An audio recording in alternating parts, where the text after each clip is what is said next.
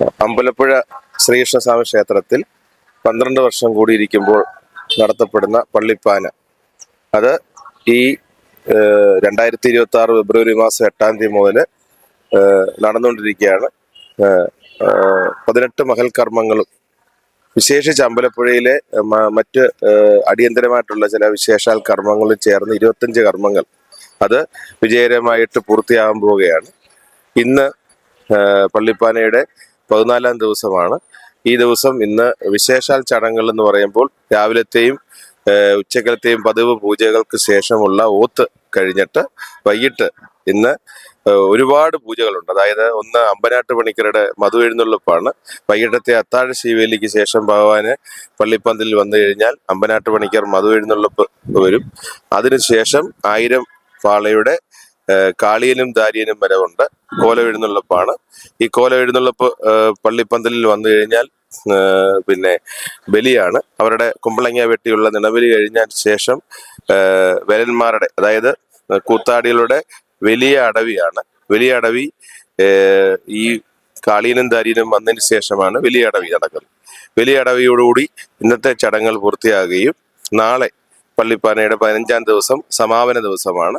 നാളെ രാവിലെ വന്നാൽ പള്ളിപ്പന്തലിൽ ദേവൻ വന്നാൽ ഓത്തിന് ശേഷം പുറനാടിയെ ഗുരുതി കൊടുക്കുന്ന ഒരു ചടങ്ങാണ്.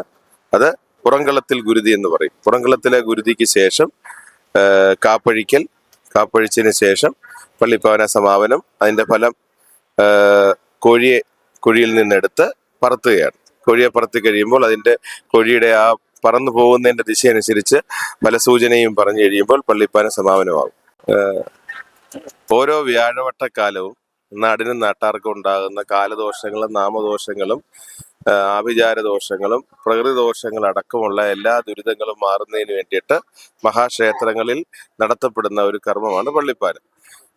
പാന എന്ന് വെച്ചാൽ പാട്ട്, പള്ളിപ്പാന എന്ന് വെച്ചാൽ പള്ളിപ്പന്തലിൽ, അതായത് ഒരു പള്ളിപ്പന്തൽ കെട്ടി അതിലോട്ട് ദേവനെ ആയുധത്തിൽ ആവാഹിച്ചിരുത്തി കാപ്പ് കെട്ടിയിട്ട് അതിന് എതിരായിട്ട് ഒരു മന്ത്രക്കുട്ടിലുണ്ട്. അവിടെ ഞങ്ങൾ ഇരുന്ന് പറകുട്ടി പാടും. വേലന്മാർ ഇരുന്ന് കൊട്ടിപ്പാടി മന്ത്രങ്ങൾ പാടും. അതാണ് പള്ളിപ്പാന എന്നുണ്ട് അടിസ്ഥാനപരമായ തത്വം.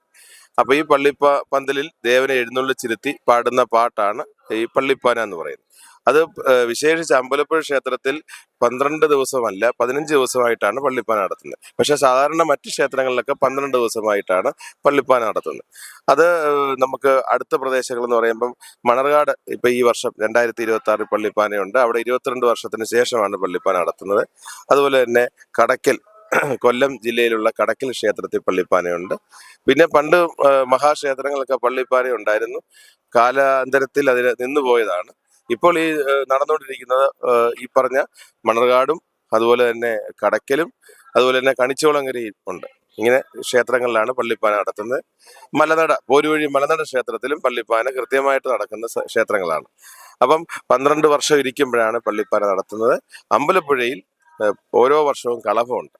അങ്ങനെ 12 കളഭം പൂർത്തിയാകുമ്പോഴാണ് ഇവിടെ പള്ളിപ്പാന നടക്കുന്നത്. അങ്ങനെ 12 പള്ളിപ്പാന നടക്കുമ്പോൾ ഒരു വിജയവരി. അങ്ങനെ മുറതെറ്റാതെ ഇവിടുത്തെ ആചാരങ്ങള് രാജഭരണ കാലത്ത് തന്നെ അത് എഴുതി വെച്ചതുകൊണ്ട് അത് കൃത്യമായിട്ട് നടക്കും. അടുത്ത പള്ളിപ്പാന ഈ വർഷം തന്നെ 2026 ഏപ്രിൽ 29-ാം തീയതി മണർകാട് ദേവീക്ഷേത്രത്തിൽ പള്ളിപ്പാനയുണ്ട്. ഈ വർഷമുണ്ട്. അത് 22 വർഷത്തിന് ശേഷമാണ്. ക്ഷേത്രം പണിയൊക്കെ ആയതുകൊണ്ടാണ് അത് താമസിച്ചത്. ഇപ്പോൾ ഉടനെ ഈ വർഷം നടക്കുകയാണ്.